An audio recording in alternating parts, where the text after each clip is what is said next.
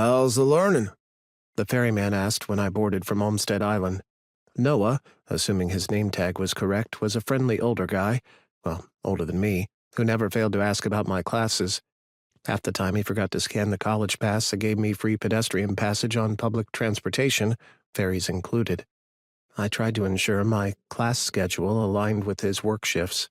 At some point it would stop working since I hadn't been a student in over 6 months. That was a problem for future Micah. "They're going great. I'm enjoying them," I answered softly and ducked my head. He made a few appreciative noises, but no more questions came today. As usual. He always waited for my answer, but never asked for too much information. Maybe he was being polite, but imagining one person cared about how my life was going was often the only bright in my day.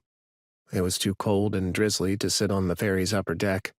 Over the summer, the earliest ferry coincided with sunrise, and I'd watch the early morning streaks of pink and purple. Now that fall was underway, my unlined jacket and holey shoes weren't enough protection from the steady moisture or the biting wind. This was the ferry's second run of the morning, so I headed for the passenger lounge to see if anyone had forgotten a sandwich the staff hadn't cleared. The mice had found my saved granola bar yesterday. The thought of them being near me while I was sleeping made my skin crawl. Creepy, crawly things were not my friends. It didn't take long to scout the few Formica tables and wooden benches, but nothing had been left behind. Unfortunately for me, the crew was too efficient.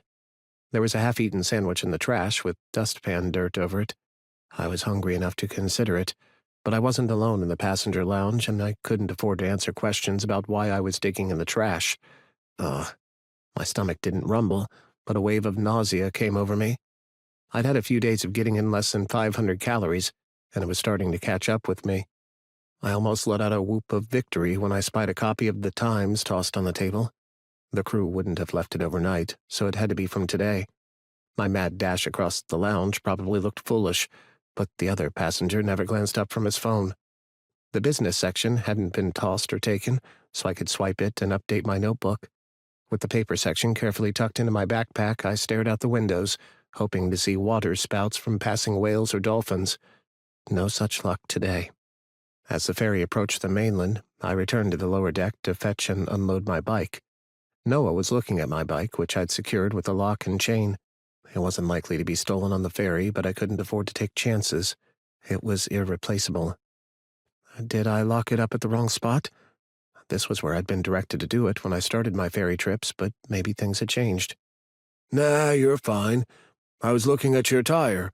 It's not going to hold out much longer before it splits. If you're riding in traffic, that could be dangerous.